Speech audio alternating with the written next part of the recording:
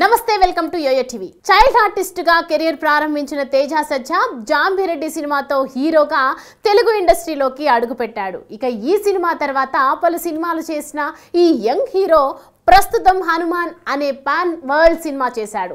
ప్రశాంత్ వర్మ హనుమాన్ సినిమాకు దర్శకత్వం వహించగా ఈ చిత్రాన్ని ప్రైమ్ షో ఎంటర్టైన్మెంట్ బ్యానర్స్ పై కె నిరంజన్ రెడ్డి తెరకెక్కించారు.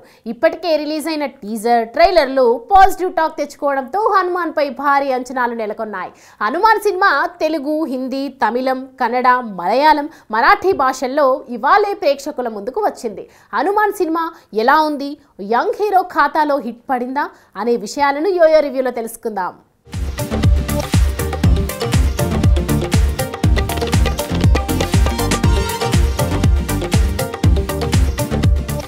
ఇక హనుమాన్ స్టోరీ విషయానికి వస్తే హీరో తేజ సజ్జా సహా తన ఫ్యామిలీ అక్కడ ప్రశాంతంగా ఉంటారు.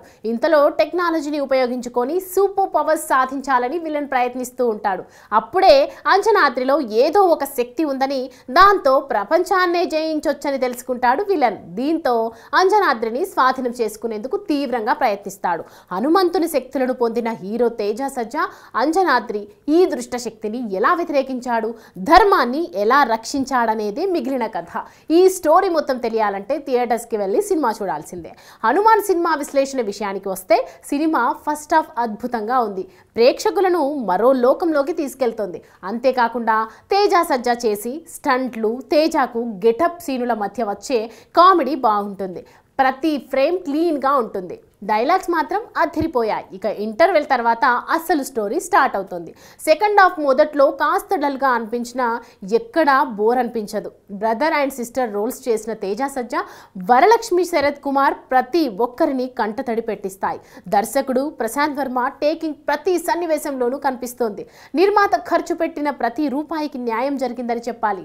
విజువల్ ఎఫెక్ట్స్, గ్రాఫిక్స్ ఉన్నత స్థాయిలో ఉన్నాయి. కంటెంట్ చాలా మిస్మరైజింగ్గా ఉంటుంది. చిన్న సినిమాను హాలీవుడ్ రేంజ్ గ్రాఫిక్స్లో చూపించిన విధానంలో డైరెక్టర్ ప్రశాంత్ వర్మ సక్సెస్ అయ్యారు. ముఖ్యంగా క్లైమాక్స్లో 15 నిమిషాల పాటు వచ్చే హనుమంతుడి ఎపిసోడ్ నెక్స్ట్ లెవెల్ ఉంటుంది.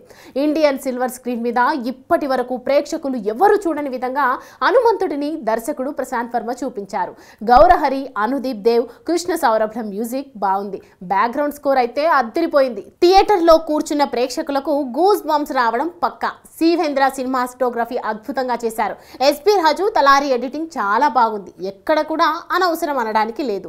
మొత్తానికి హనుమాన్ ఒక విజువల్ వండర్. ఇక నటీనటుల విషయానికి వస్తే హనుమాన్ సినిమాకు తేజ సజ్జా నటన హైలైట్ అని చెప్పాలి.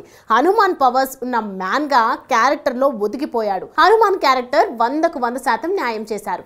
హీరోయిన్ అమృత అయ్యార్ తన పాత్రతో మెప్పించేసింది. మరో కీలక పాత్రలో నటించిన వరలక్ష్మి తన నటనతో మరోసారి వావ్ అనిపించింది. విలక్షణ పాత్రలతో దూసుకుపోతున్న వరలక్ష్మి ఖాతాలో మరో హిట్ పడింది. ఇక హనుమాన్ సినిమాకు villain Vinay Rai acting highlight అని చెప్పొచ్చు. వాన సినిమాతో హీరోగా ఎంట్రీ ఇచ్చిన వినయ్ తర్వాత సెలెక్టివ్ గా సినిమా చేసుకుంటూ వెళ్తున్నాడు. ఈసారి హనుమాన్ సినిమాతో విలన్ గా మన ముందుకు వచ్చాడు. విలన్ గా వినయ్ రాయ్ యాక్టింగ్ అదూర్స్ అని చెప్పొచ్చు. ఈ సినిమా తర్వాత అవకాశాలు వెతుక్కుంటూ వస్తాయి. ఇక మిగతా పాత్రలైన రాజ్ దీపక్ శెట్టి, వెన్నెల కిషోర్, గెటప్ శ్రీను తమ పాత్ర మేరకు నటించి మెప్పించారు.